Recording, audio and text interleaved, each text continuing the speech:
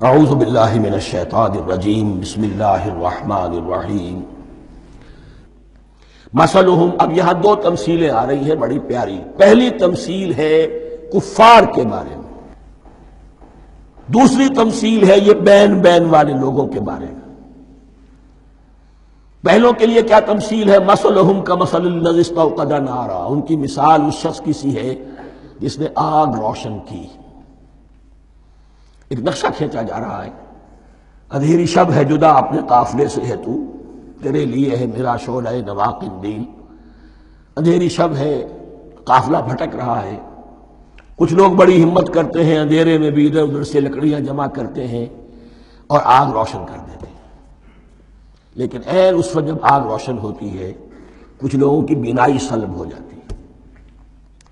پہلے وہ اندھیرے میں اس لیے تھے کہ روشنی نہیں تھی، اب وہ اندھیرے کے اندھیرے میں رہ گئے کہ روشنی تو خارج میں آ گئی، اپنی اندر کی روشنی گل ہو گئی، بصارت سلب ہو گئی۔ یہ مثال ہے ان کفار کی کہ حضور کی آمد سے پہلے سب بھٹک رہے تھے، کوئی حقیقت واضح نہیں تھی، قافلہ انسانیت بھٹک رہا تھا اندھیری شب میں۔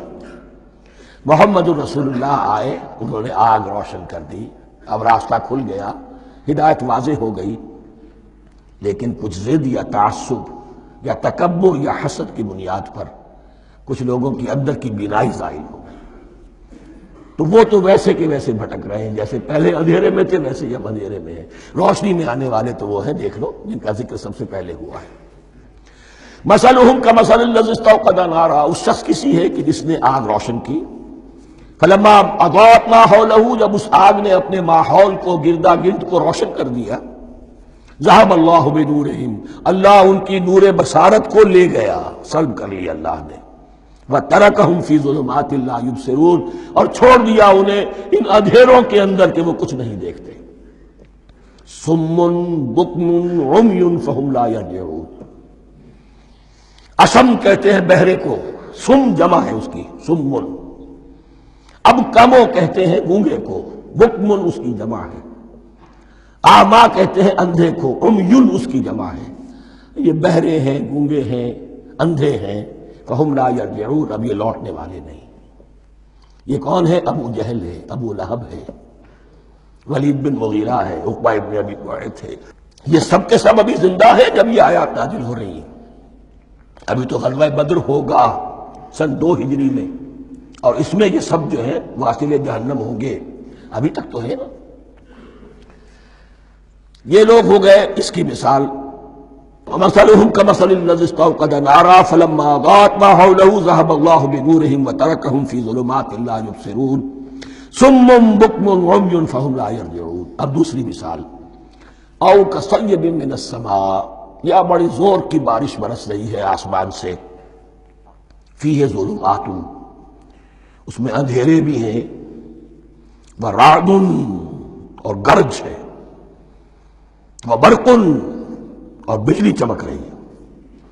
یجعلون اصابعهم فی اذانهم من الصواعق حذر الموت، کچھ لوگ ہیں کہ جو اپنی انگلیاں اپنے کانوں کے اندر ٹھوسے ہوئے ہیں کہ وہ جو کڑک ہے اس سے ان کی جانیں نہ نکل جائیں، موت نہ آ جائے۔ کڑکا ایسا ہے کہ اس کڑکے سے بچنے کے لیے اپنی انگلیاں اپنی کانوں میں ٹھوس رکھی، حذر الموت، موت کے خوف سے۔ واللہ محیط بالکافرین، اللہ ایسے کافروں کا احاطہ کیے ہوئے ہیں، بچ کر کہاں جائیں گے۔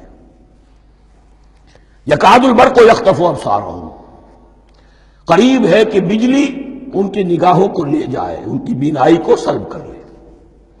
کلما اضاء لہم، لیکن ہوتا کیا ہے، جب ذرا روشنی ہوئی تو چل لیے، مشوا فیہ، بجلی چمکی، کچھ نظر آ گیا دائیں بائیں تو کچھ تھوڑا سا چل لیے۔ وَإِذَا أَظْلَمَ عَلَيْهِمْ، اور جب تاریکی ان پر طاری ہو گئی، قاموا، کھڑے کے کھڑے رہ گئے۔ یہ نقشہ ہے ان کا کہ ایک طرف بارش ہو رہی ہے، قرآن مجید ہے، آسمان سے نازل ہو رہا ہے، یہ ماہ مبارکہ ہے، یہ کتاب مبارک ہے، لیکن یہ کہ اس کے ساتھ کڑکے ہیں، گرج ہے، کفر سے مقابلہ ہے، کفر کی طرف سے دھمکیاں ہیں، اندیشے ہیں، خطرات ہیں، امتحانات ہیں، آزمائشیں ہیں۔ ذرا کہیں حالات کچھ بہتر ہوئے، کچھ جسے بریدنگ سپیس کہتے ہیں ملی، تو تھوڑا سا چل لیے، ہم بھی مسلمان ہیں، کوئی خاص موقع نہیں ہے، کسی جنگ کے لیے بلایا نہیں جا رہا ہے، تو بڑھ چڑھ کے باتیں کر رہے ہیں، اپنے ایمان کا اظہار بھی کر رہے ہیں۔ جیسے ہی کوئی آزمائش آئی ٹھٹک کر کھڑے کے کھڑے رہ گئے۔ وَلَوْ شَاءَ اللَّهُ لَذَهَبَ بِسَمْعِهِمْ وَأَبْصَارِهِمْ، اللہ چاہتا تو ان کی سماعت اور بصارت کو بھی سلب کر لیتا، لیکن اللہ کا قانون یہی ہے، جو جہاں رہنا چاہے اس نے آزادی ارادہ دی ہے انسان کو۔ تم اگر مومن صادق بن کر رہنا چاہتے ہو اس کو آسان کر دے گا تمہارے لیے۔ تم نے اپنے تعصب کی وجہ سے، اپنے تکبر کی وجہ سے کفر کا راستہ اختیار کیا، اللہ اسی کو کھول دے گا۔ تم بیچ میں لٹکنا چاہتے ہو، لٹکتے رہو، اللہ تعالیٰ جو ہے جبرن کسی کو نہ حق پہ لائے گا، نہ جبرن کسی کو باطل پر لے کر جائے گا۔ اس لیے کہ جبر اگر ہو تو پھر امتحان کا معاملہ ختم، پھر جزا و سزا بیکار ہے، غیر منطقی ہے، غیر معقول ہے۔ ان اللہ علی کل شیء قدیر، یقیناً اللہ تعالیٰ ہر چیز پر قادر ہے۔ یہ دو رکوع اس اعتبار سے کہ انسانی شخصیتوں کا سمجھنا، اور جیسا کہ میں نے عرض کیا تعویل عام ذہن میں رکھیے، جب بھی کبھی کوئی دعوت حق اٹھے گی، اگر وہ واقعتاً کل کے کل حق کی دعوت ہے اور اس میں انقلابی رنگ ہے کہ باطل سے پنجہ آزمائی کرنی ہے، باطل کو نیچا دکھانا ہے، حق کا غلبہ کرنا ہے، تو یہ تین قسم کے افراد لازماً ہمیشہ وجود میں آ جائیں۔ ان کو پہچاننا، ان کے کردار کی جو اصل جو اس کے پیچھے پس منظر ہے اس کو جاننا بہت ضروری ہے۔